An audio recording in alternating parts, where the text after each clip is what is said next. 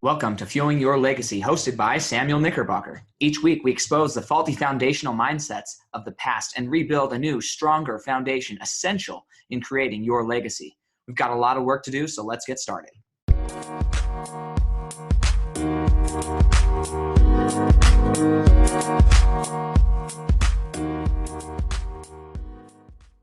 Welcome back to Fuel Your Legacy, and today we have a wonderful guest on. Her name is Connie Atkisson.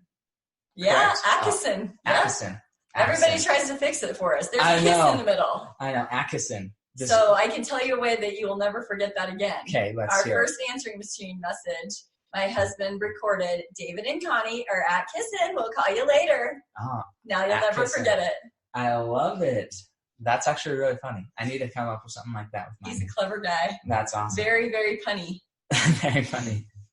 That's good. So Connie she runs a website called The Happiness, and it is Happiness and Inside Job, which is the go-to resource for Christian parents wanting to effectively communicate with teenage and young adult children, utilizing powerful life coaching skills.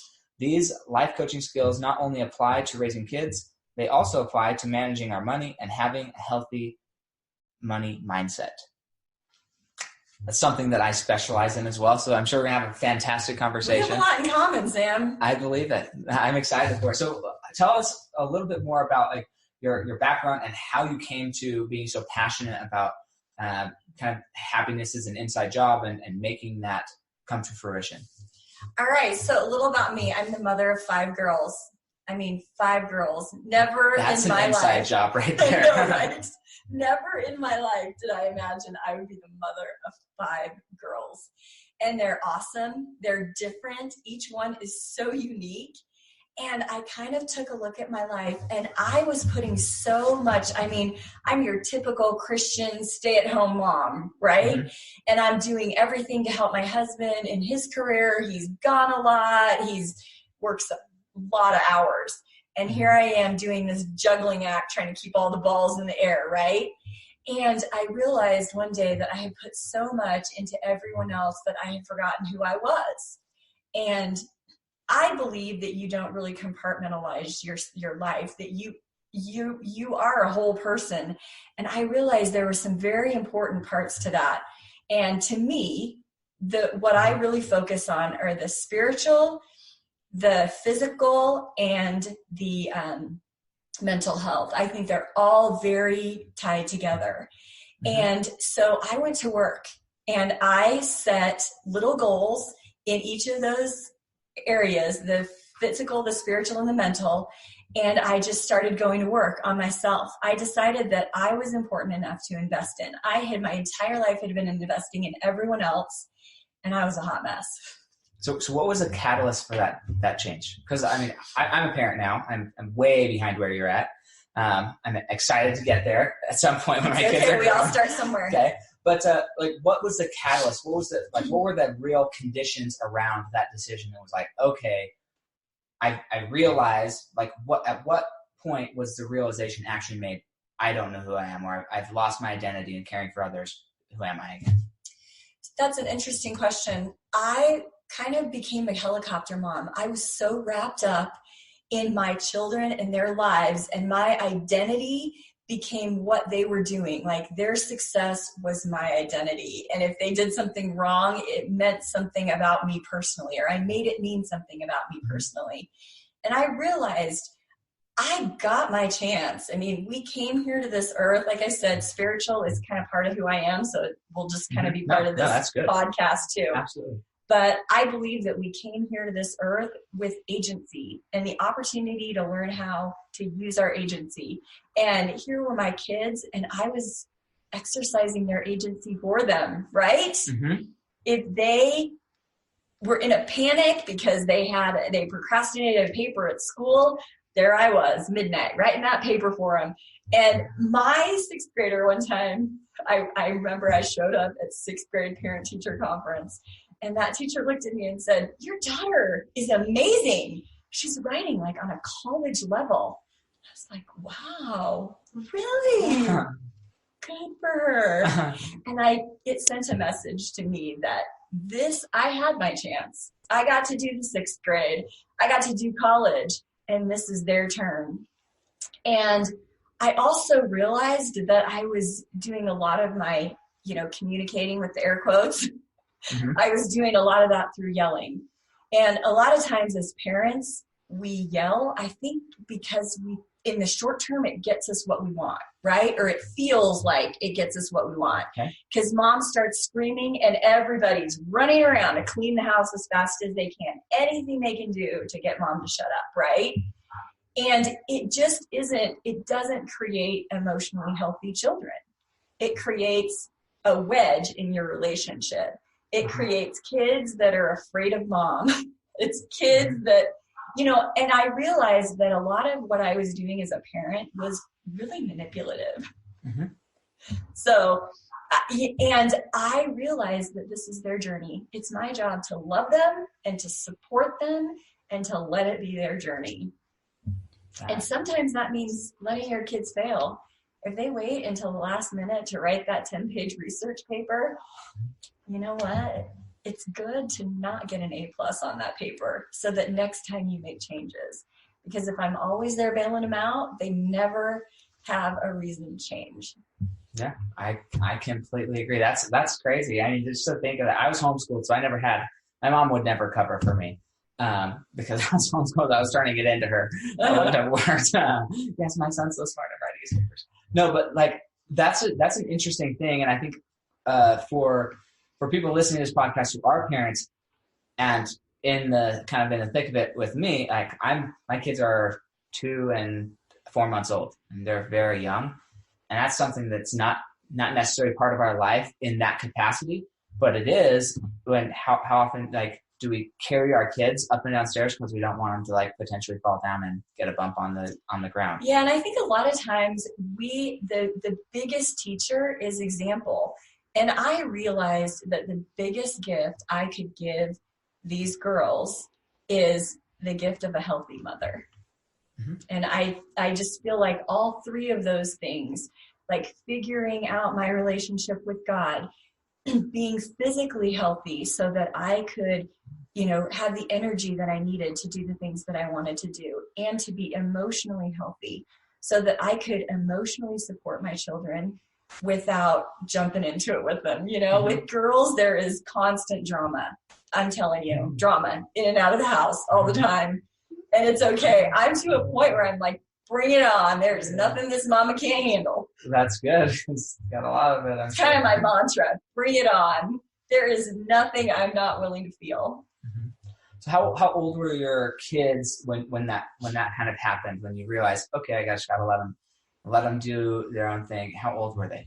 It was just about 3 years ago. Okay, so they were growing into adults. Yeah. Some of them may have been adults already. Yeah. So this is, because I went through a very similar transition with my mom, 7th of 11 kids, and my mom was... You're one of 11? And the 7th, yeah. Bless your mother's heart. I know. She deserves heaven for so many reasons. And are all 11 of you homeschooled? We were up until... let's see. I went to basically my sister younger than me, so the bottom 4, they all graduated from high school. Okay. But she went through the same type of thing where she decided, she kind of decided this is what's important and all the rest isn't.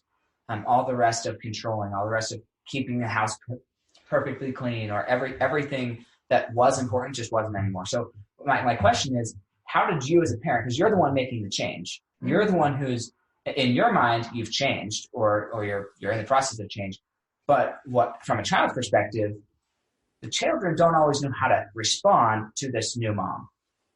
So how did you help them bridge that gap and help them understand there's a transitioning happening, I'm changing, and it's okay to kind of be yourself now? Oh, I didn't. I worked on me. And Sam, when we were talking earlier, you mentioned that a lot of what you do is mindset training. And the biggest part of mindset training to me is realizing you have control. I have control over me. You have control over you. And it's not my job to manipulate and control everyone around me. It is my job to love everyone around me unconditionally. like I said, I'm a very spiritual person. And part of that is I believe that we have a Father in heaven who loves each one of us unconditionally. And if Heavenly Father can love each one of us unconditionally, I can too. I can find a reason why each person is lovable. And when you drop the judgment and just love, I'm telling you, everything around you changes.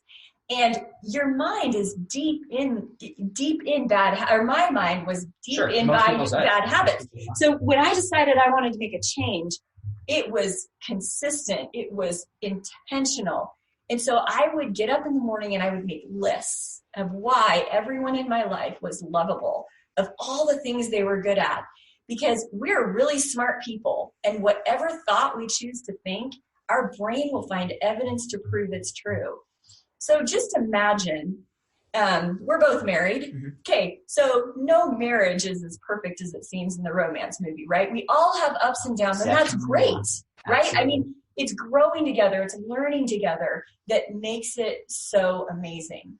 I have an amazing husband.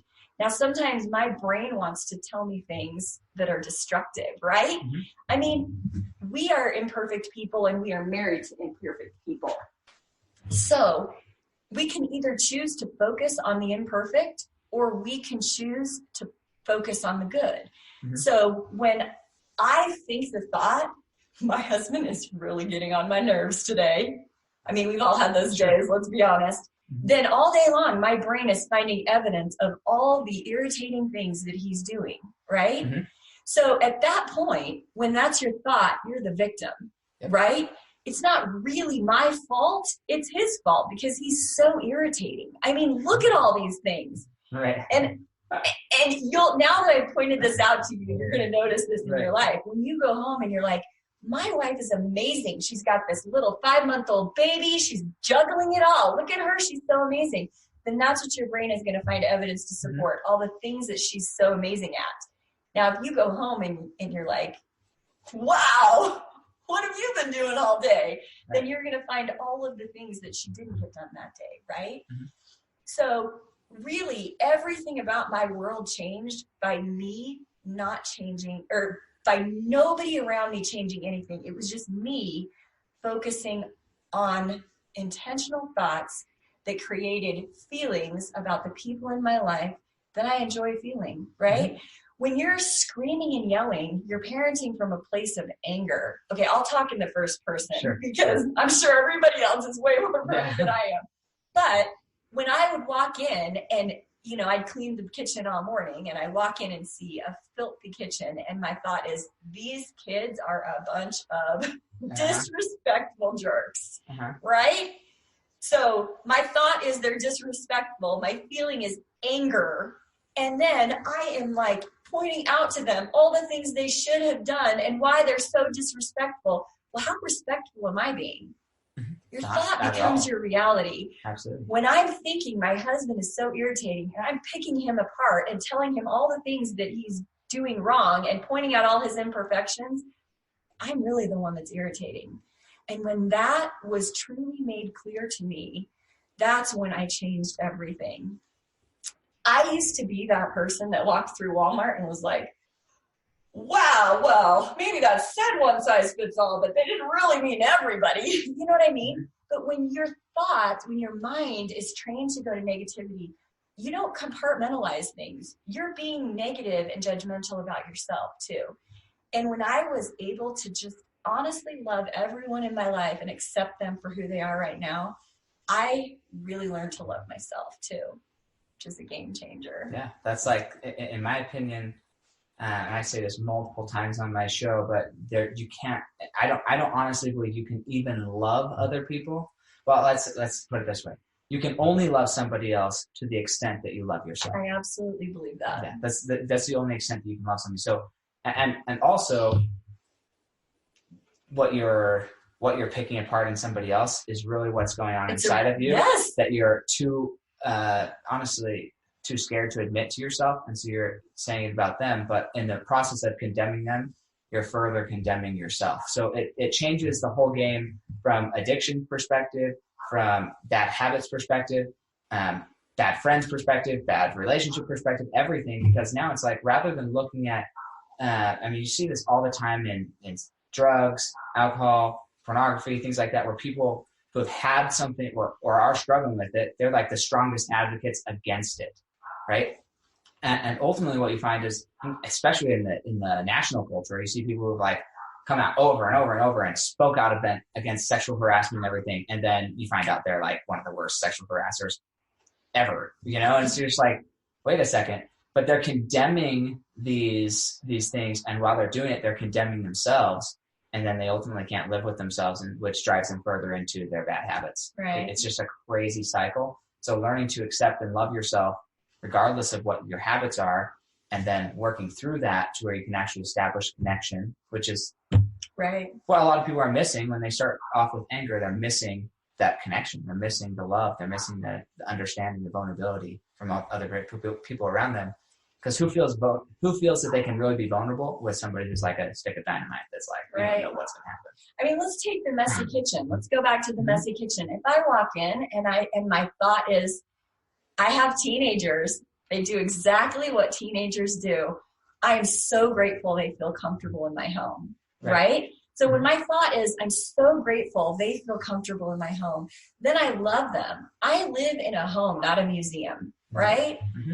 And absolutely. We're sitting in here now. You can see that it's not perfect, but I want my home to be a place where people come in and feel comfortable.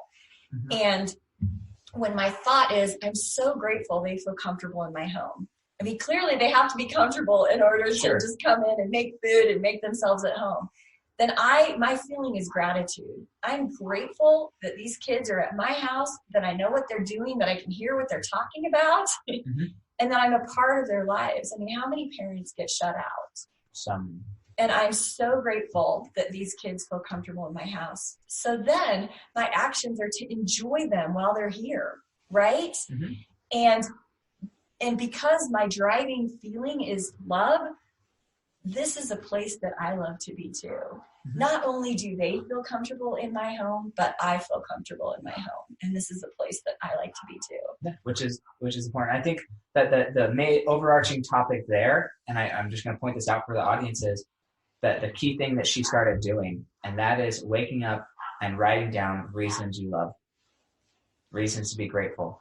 If we can master that each in our own lives, and it's interesting. I've done that at times in my life, and then I stopped doing it because I'm on top of the world. I love everything, and then you just like, it's natural that you fall back into a little bit of negativity because the world can be a negative place, and if that's where you're constantly surrounded, that's like putting on your fortifying armor is meditating or writing, whatever it is, whatever form of meditation, but thinking of and going through what you're grateful for and why you love the people in your life and how they are serving you and how you can serve them.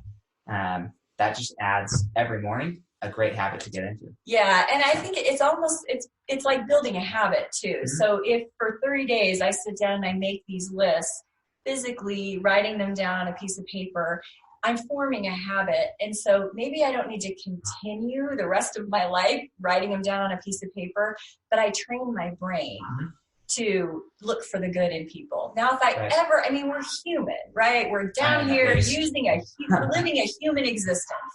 So rather than make yourself wrong when you notice your mind slipping back to a thought you don't want, I just play this little game with myself, and I just tell myself, you sneaky little brain, I see what you're trying to do. You're trying to drive me to negativity, and I'm not going to do it. And I notice it, and I change it.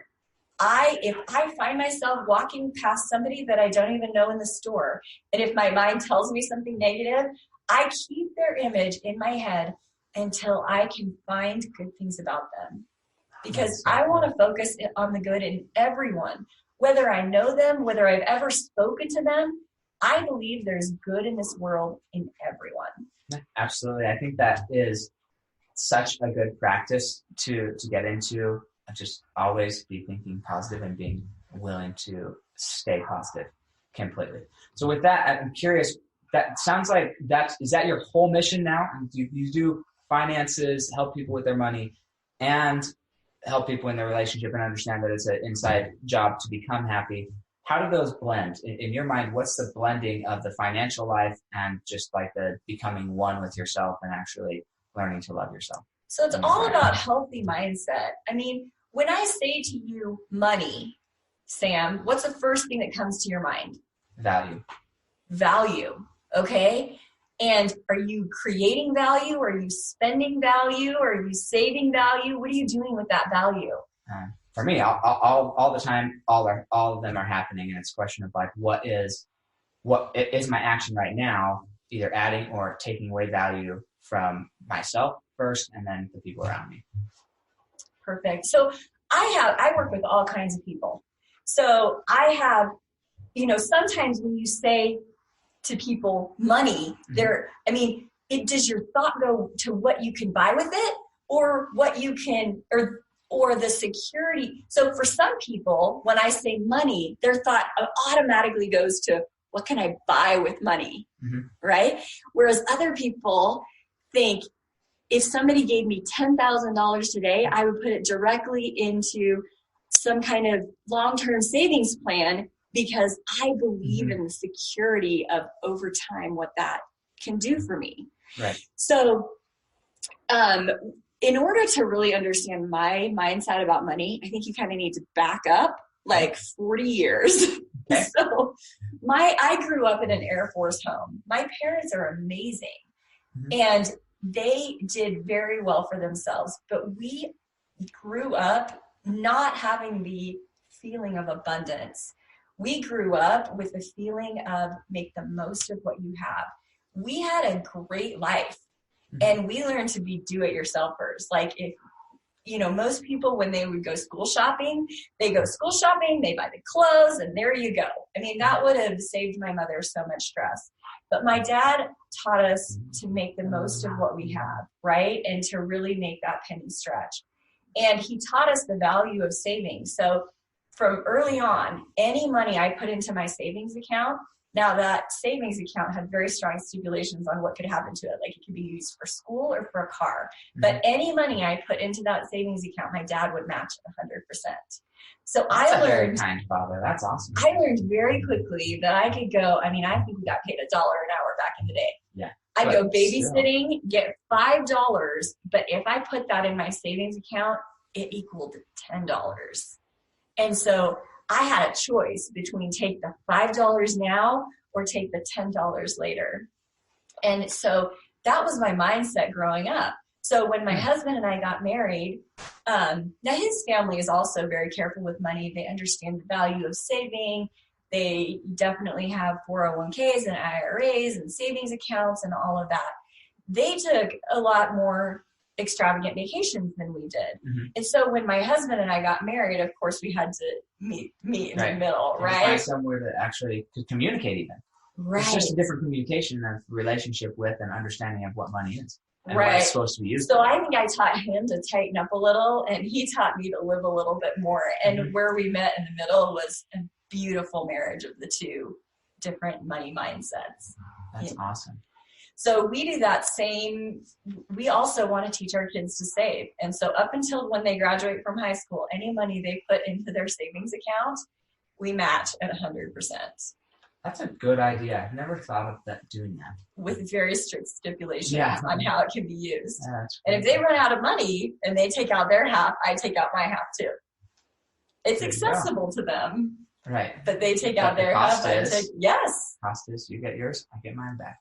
And they think about it a lot more. And it's interesting because different people have, watching my kids, some of them have a really nice nest egg sitting there for themselves, and others not so much. They're living, they're very much living in the moment, and but we also tell them, you don't have the money, you can't go. You can do this job if you want to go do that, and I'm happy to let you earn the money. Right. But we don't go into debt for that. No, that's awesome. That's a really good practice of just like a good way of enticing your kids to learn to save. I think a lot of people, they try to teach their kids to save, but one problem is they're not savers themselves, and so it doesn't really carry any weight. And so being willing to say, look, I will save everything that you save. whatever you save, I will match it with my savings. Then that's a good way to entice them to save more. How have you found teaching that principle to other people? How's that worked? So really, you don't just get people to save money. What you really need to focus on, and I know that you do this in your practice too, and my main focus when I'm working with people is changing the way they think about money. When I say to you, money, like if I were to hand you $10,000 today, what would you do with that? I mean, if I say to you, I'm giving you $10,000 right now, some people immediately think, great, I'm going to go buy this. Immediately their mind goes to, what am I going to buy with that money? Whereas other people think of, what security can this money buy me? Where can I put this money that it's going to grow the most and it will work for me? So do you think there's a balance, or how both could potentially be in So what I'm saying, a scarcity mindset. Yes, it's all about your mindset. So I don't know if there's a basic model that I use. There's a circumstance. It's neutral until you have a thought about it. So for example, money is neutral until you have a thought about it. Your thought might be, I never have enough. And then your feeling is going to be scarcity, right? Sure. Like you need to hoard it. And whereas other people might be like, money. I know that I can always get more money, right? I know how to earn money. So I'm going to take this money, and the security of that money is more important than what it can purchase for you today. So really what we try to do, so then you have a thought about money, which drives a feeling, which creates a feeling, which drives your actions and creates your results. So if my thought is, I understand interest, and so I'm going to earn it. I'm going to earn interest rather than paying interest. Sure. Okay. So then my actions are going to be to save money, right? To invest, to max out my 401k, to max out my company match. I'm shocked at how many people don't take advantage of their company match, right? That's free money. To a degree. That's another conversation that I would love to have with you. Probably not on the air, but that's, and those are interesting points. I would, just because I'm from a different industry, right? So I'm from an industry, not just the financial side of things, but from a personal development thing, right? So investing your money could look like a lot of different things. So just so we can have a good dialogue. So then my result is my money is working for me. I'm not working for my money. My money is working for me. So where your money's working could be spending money somewhere. And we have this fail in so many things. Like so often when people come, and this is what I love about what you do, Sam. So many times people say, like, I'm in crisis mode, right? Sometimes it's your kid and they've got a paper that's due tomorrow and they haven't done any research and they're like, help me out. What do I do? I'm sure you have people that come to you and they're like, oh my word, I am sinking financially. Help me. Okay. What they're trying to do is they're trying to get you to go in and fix their actions. They want you to coach them on their actions, but that is not where the real change occurs. The real change occurs when you change your thought about money. You know, if your thought is, I have to spend this money as fast as I can because I'm not going to. Because I don't know when I'm going to get more. I have no idea when I'm going to get more. I have no idea how I'm going to get more. So anything I need to hurry up and buy it right now. Okay.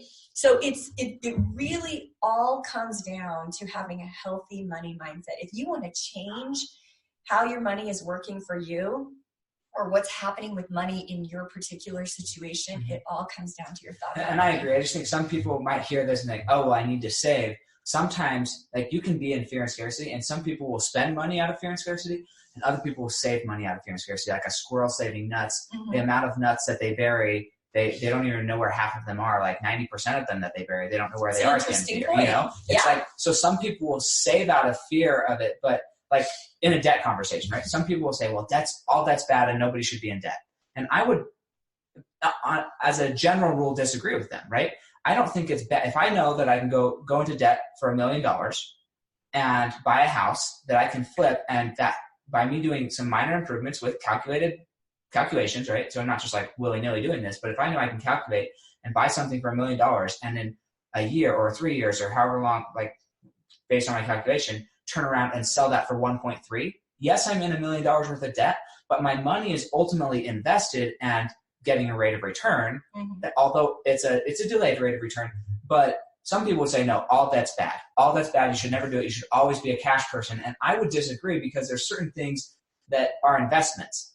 And so that's when you have a physical asset, right? So a physical asset might be a house or not really a car, but something like that. Even a 401k, those are the principal investments inside of those are basically shares of somebody else's company that is valued based on what somebody else decides its value is. So you have no control over the ups and downs of what you're actually investing in, which is even almost worse than the real estate.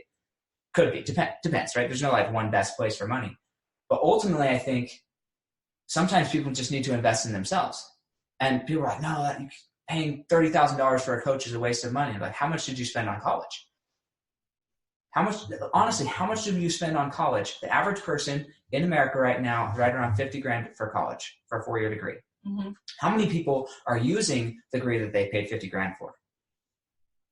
Very, very few, a fraction of the people who have the degree. And so was that a good investment or a bad investment? Now, most people say, well, you need a degree, so it's a good investment. I call BS. I would say, no, you need to be smart with your money. And so sometimes imparting money into like a coach or somebody who's going to help you get your mindset right, or spending money doesn't always necessarily mean that you just need to spend it as fast as possible. Sometimes spending money is an investment into yourself. Absolutely. And where there's no guaranteed rate of return, except for what can I do with this education that I just got? What can I do with this new mindset that I just got? And what's that worth to me? For some people, and I'll reference myself, right? If I can go to a conference and I can get 2 or 3 things that are going to really launch my business, like I'm not looking for like a book or a full education. If I can get 2 or 3 things, I'll drop $15,000. Like right now, today, if I think I'm going to get 2 or 3 things that are going to change my business, I would pay you $15,000 for them, because those are things that I believe if I get those 2 or 3 things, then I can launch my business. Right. And so understanding that money, it's okay to spend money too. You don't just need to save it, because if you save it, the average rate of return in a 401k is, I mean, depending on which site you're looking at or whatever, the average rate of return is right around 6 to 7%, maybe. And that's with dividends. That's your average rate of return over the last 30, 40 years. And so could I get a better rate of return if I invested in myself? In most cases, yeah. If I went and believed in myself that I'm worth more than $50,000 and that I'm worth $100,000, just the change in belief, I'm much, much more likely to go get paid $100,000 a year rather than $50,000. What was the return on investment? And if you can invest in the beginning 100%. And really increase your earning potential over years, I mean, you could probably figure, I mean, if you can go to these classes and invest in yourself and learn in 2 years what it would have taken you 20 years to learn on your own, then you really have gotten a huge, because your earning potential over that 18-year gap more than made back for what you invested. And I love the idea of investing. I love the idea of investing in yourself and in my family. One question that I love to ask my clients is, if you were going to splurge, if you were going to spend some money and splurge on something, what would you invest in? For me, it'd be personal development, 100%. For me, it's experiences. I love to take my family on vacation and to, if I'm really going to splurge on money, that's what I'm going to do. Like, I just bought a trip to Thailand. That's and awesome. All of us are going to Thailand, and we're going to swim with the elephants and bathe with them and feed them. And that's awesome. We believe in building family and in investing in our children and in investing in experiences. Sure. And is that even a splurge at that point, or is it investing in your legacy? There's a good argument either way. And so that's the thing. It's like I just got done recording a podcast a few weeks ago with a guy, and he said, well, at points in his career, he was chasing this money, this dollar amount an hour.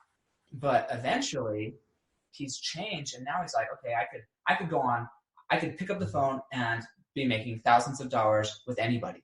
So now what he's had to do is he's had to say, okay, well, an hour of family time is now worth $1,000, $2,000, right? If I know I can make a phone call and make $500 an hour somewhere, then now my family time is now worth $2,000. So if you're going to try and pull me away from my family time, like that hour of time with my family is now worth $2,000, even though I'm not monetarily getting that. This is where the value exchange comes in. Even though I'm not monetarily getting that exchange, what is the ultimate legacy investment of that trip? Is it worth, I mean, maybe you pay $15,000. I have no idea what trip there costs, but let's say you pay $15,000 for the whole thing said and done, the whole family. What is that experience going to be worth over the lifetime? And I would bet way more than that 15 grand. Even if it went on a credit card, which I'm not saying go into debt for, but even if you did go into debt, what's the interest rate going to be? You know, if you're smart, you can get a 0% for a certain amount of time, pay it off. But even if it sucks and it's 25%, even if it's 25%, and you pay it off over a year, that's 25% on 15 over a year. It's roughly $4 grand. So the question is, you're going to pay the $15,000 anyways. Was that experience now, before somebody maybe dies, before something happens, was it worth $4 grand to you? I am not that girl that goes into debt. And that's okay. I pay cash for my vacations because of my thoughts. Sure. My thought is that debt is a monkey on my back. Okay. And so the feeling that it creates is stress, and it would make it less enjoyable for me. And that's awesome. But neither mindset is bad. And that's what I love about life coaching is I never coach anybody on what to do. I help you understand what's important to you, what your options what's are, valuable to you, and the answer to that question would be different for everybody. Everybody has a different, and that's where I spend a lot of my time when I'm coaching people and helping people. And I spend a lot of time. I've created webinars and like things on what is your relationship with debt? Because in our society, we've been trained that debt's bad, that interest kills you, all this stuff. But when I actually calculate for most people, when you calculate their credit card interest, like this is stupid spending, frivolous spending, they're not even conscious of it. It's really bad. And I say really bad. I wouldn't suggest spending money the way that some people spend their money on credit cards. Okay.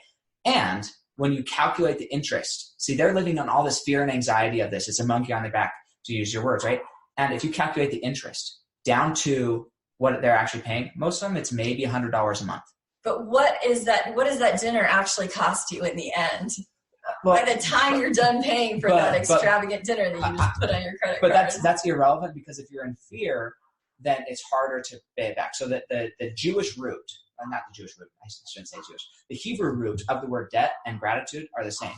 And so what is debt? Interesting. Debt is really somebody trusts you enough to extend you an experience. Whatever you use that money for, that's an experience. You're experiencing something. So if somebody's going to take a loan from me, and even my family, I charge my family interest. Like if my sister wants a loan, I charge her interest. If anybody wants a loan from me, they're going to charge interest. I don't loan any money that I expect to get back. and it's all different mindsets. See, for me, then it's not really a loan.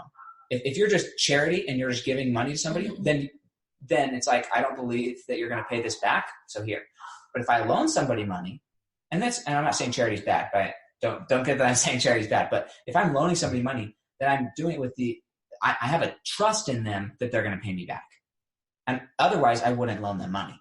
Mm-hmm. And so the fact that somebody's willing to extend their capital, their value to me, to enable me to go experience something for the small fee of whatever that interest is, so that I can have that experience now, then there's value there. Now, it's left up to each individual what level of that value is, and that's a calculable thing, right? We can say, okay, well, this is how much it's going to cost you if you make this decision, right? My mortgage, for instance, paid $170,000 for my house.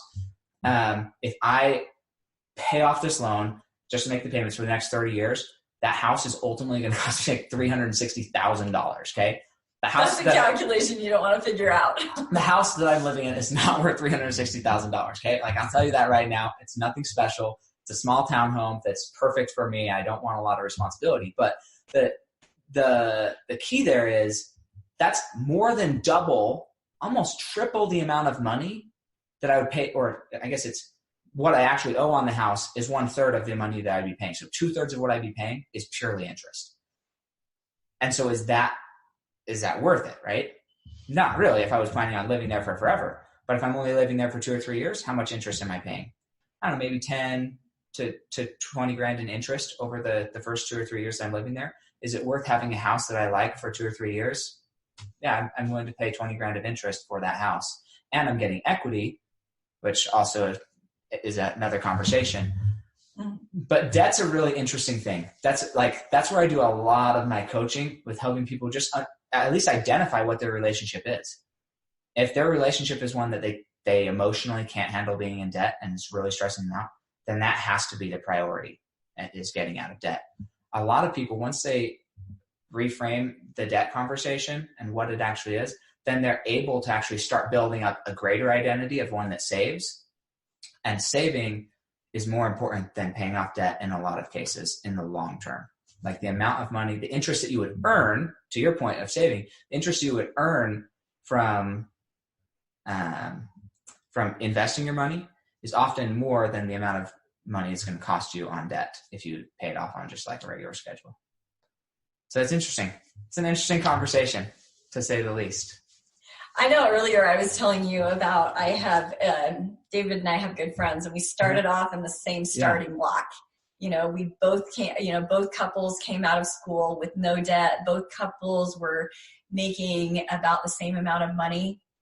My husband and I were like squirrels. We took all those nuts and we saved them so that when we bought our first house, we had a huge nest egg to put down. And our friends, on the other hand, were so excited about the stuff that their mindset was different. It's like money, they were creating all those experiences. But I mean, you fast forward 25 years and my husband and I have absolutely zero debt. And all of that money that our friends are paying in interest, is working for us. It's earning you interest. We're using that to earn interest for ourselves. Right. And, you know, it's interesting how quickly the interest can really work for you. And or against you. Or against both. you. Yes. It's interesting on both sides. And in one case, it's working for us, and in one, and in another case, it's working against them.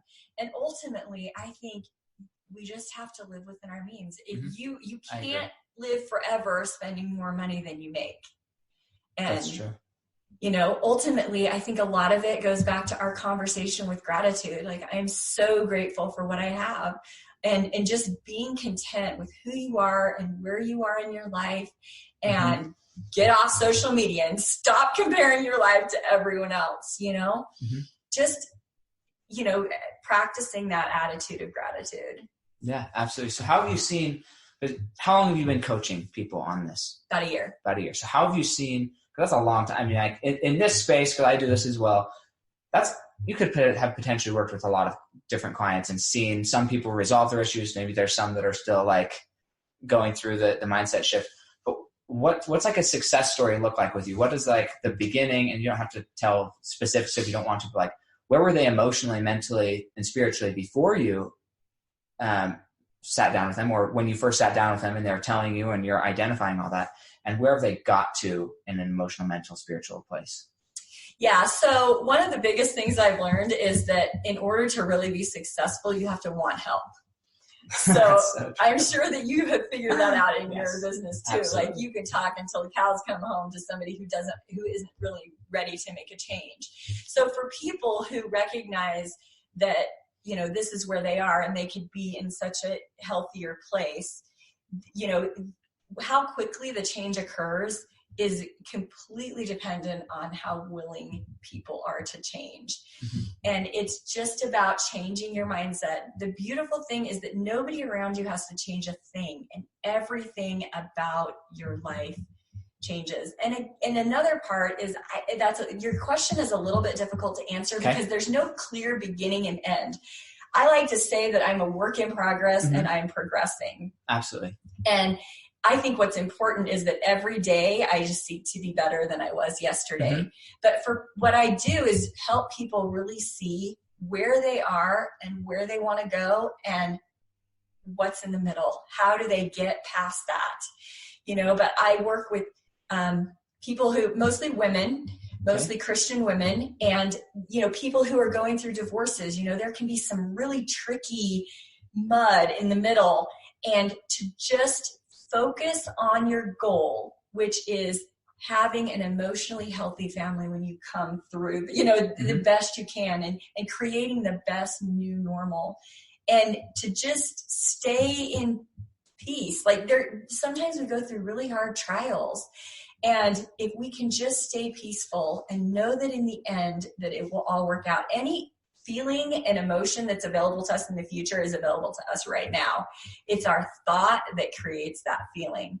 And so, I've helped lots of women stop yelling at their kids and just create a more emotionally healthy environment within their home.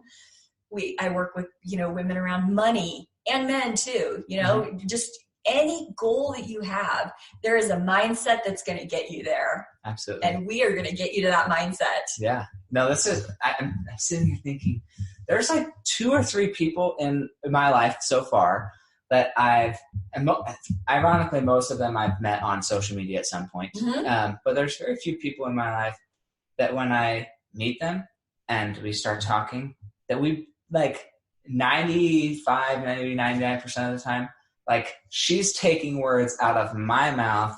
I don't know if I'm doing the same for her, but I definitely like what she's saying is essentially what I teach and what I share with people.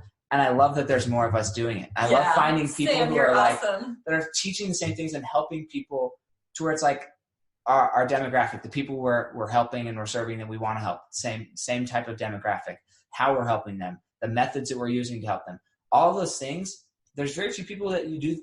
It's like, well, I have another belief about that, but reaching the same frequency level, once you reach that same frequency level and that's your passion, a lot of people have different passions, but if this is your passion, it's just awesome. Everybody should follow Connie. Everybody should follow Connie. You totally should. And you totally should follow her. She's awesome. So I have a weekly podcast that I put out, and it's all about healthy mindset. It's about, I keep it real.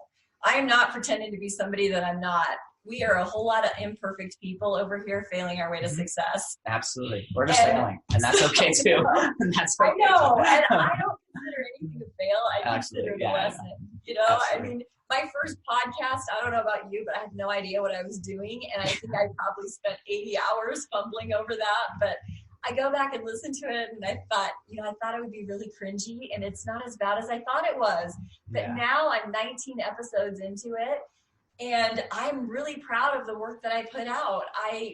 My goal is just to help people focus on what their thoughts are and where it's getting them in their lives, and to help them create. My last episode was on the biggest parenting fail. You'll just have to listen to it, because really you can be such an empowering parent. You can create an environment in your home that breeds love. I mean, sometimes my kids go to other homes and they're like, Mom, they're just yelling. I have to get out.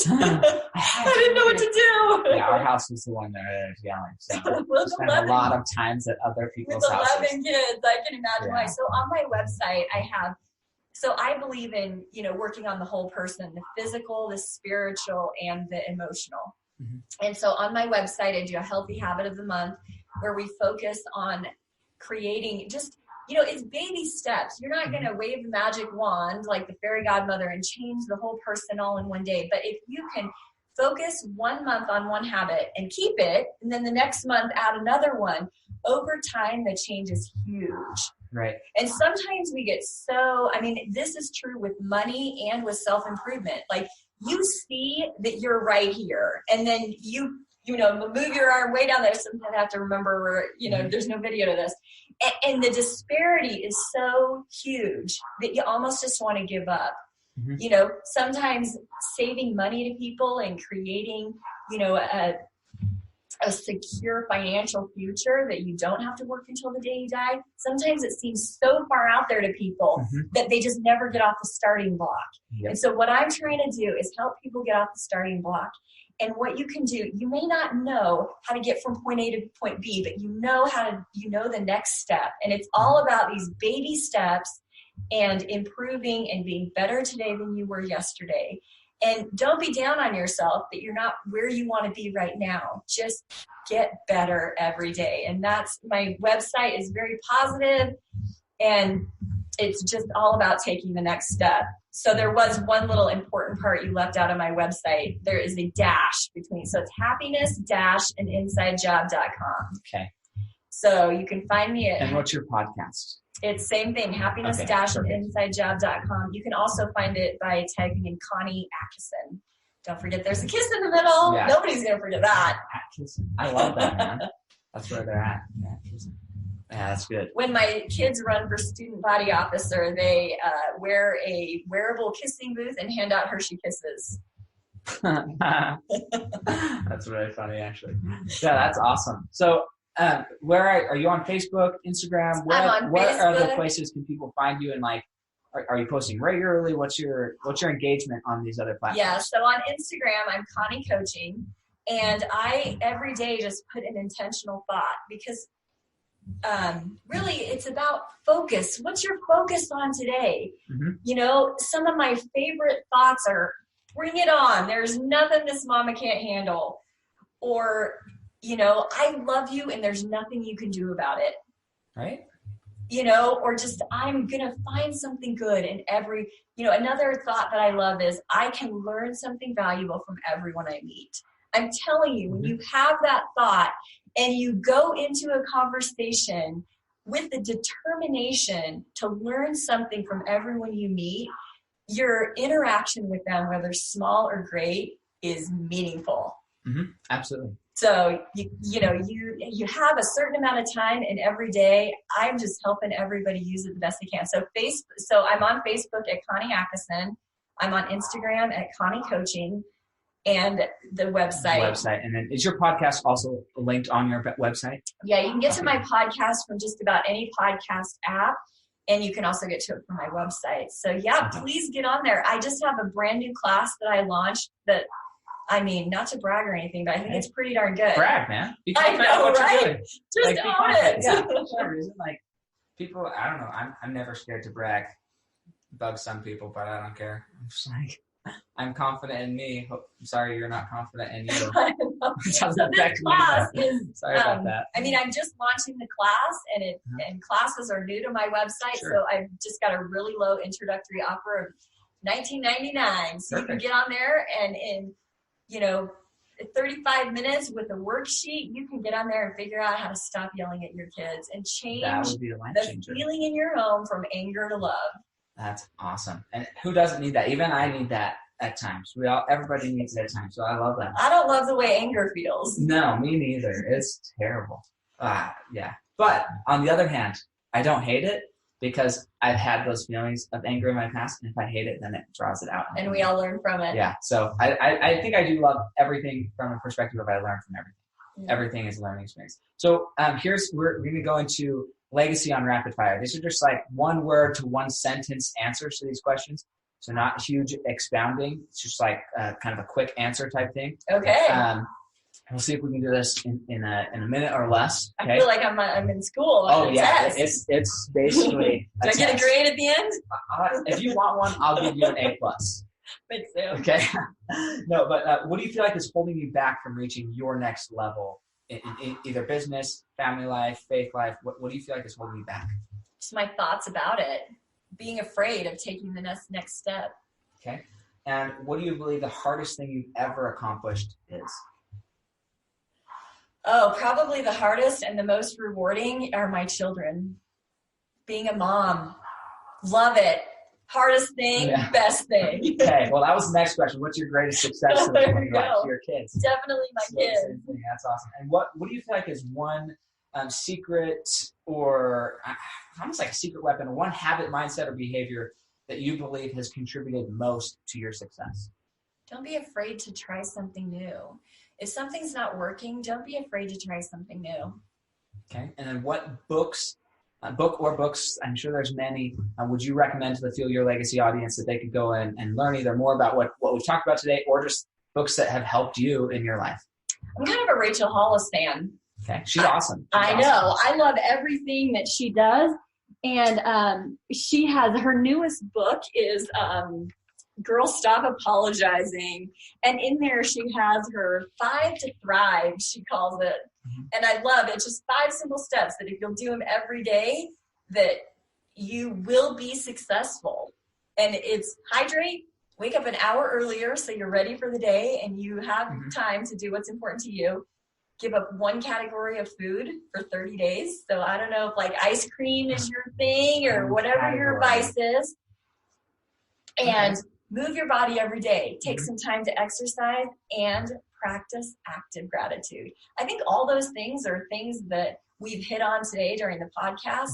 And I love that she has hit everything here, like the physical, the spiritual, and the emotional. Yeah. She really gets it, that it's a whole person. You have to be a whole person. And she is awesome. So one thing I love about Rachel, they are real as real can be. I know, right? Podcast. They have 2 podcasts. I'll give her a shout out because she's awesome. But one is just the Rise podcast, and that's primarily her that does that one. But then she also has Rise Together, and this is her and her husband that I don't know how often they post episodes. I think it's like once a week. But he was a very successful person in Disney. He was like the PR, I forget, PR or something for all the Disney movies. So he was working. She finally decided she was going to go have a career with or without him. He eventually joined her in business. And now, if you are an entrepreneur or just like anybody, really if you're anybody, and you're wondering like, how do you like, one, be easy on yourself about managing a household, but also like manage a household, decide who gets what responsibilities and how to plan for those things. And just like everything you need to know about a relationship, they are very real, from like everything that you probably think should be like behind closed door bedroom talk to everyday things. Right. They really keep it real. They're very real. And I love that. I really that appreciate people who are authentic and people who just drop the mask. And just, they're good at it. And that doesn't mean you have to spread all your dirty laundry out on the front lawn. No. There's a classy way to do it, but I think you're more relatable when you're real. Absolutely. And that's one thing I really try to do in my podcast too, is just touch on subjects from weight loss to finances to relationships and parenting and all of that. I love that she keeps it real. Yeah, she's very good. So that's a great book, and we'll most likely be talking about that. Awesome. I look forward to it. So that would be good. And then here's the last question. Okay, so now we're going to pretend that you've died.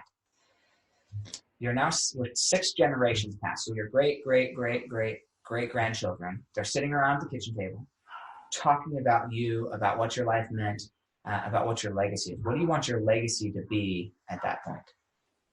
I want to be the woman who loved anybody no matter what. Awesome. That is a great legacy. And just from being here for an hour or so, I believe you're well on your way to do that. I think you're awesome. I love you, Sam. Absolutely. Yeah. No, I love you too. I love what you do. I think what you're doing is awesome. And I love that you're not just about the money. You're about the mindset behind the money, because that's where the change is. Absolutely. So thank you so much. And if you guys are interested in getting in touch with her, all of her links to her Facebook, her Instagram, and her website and podcast will all be in the show notes of this. So if you're driving or whatever, just maybe pull over, but then go click on it so you can go there. If you want to learn how to stop yelling, if she figured it out, I'm going to go take the course, because it's important to learn how to stop, how to let these things just be part of your life in pure gratitude and love. And then also, if you want to go to my website, samknickerbocker.com, there are a few webinars. I talked about the debt webinar, how to overcome your debt. You can get registered for that webinar. And we'll leave it at that. But we'll catch you next time on Fuel Your Legacy. Thanks so much, Sam. It's been fun. It's too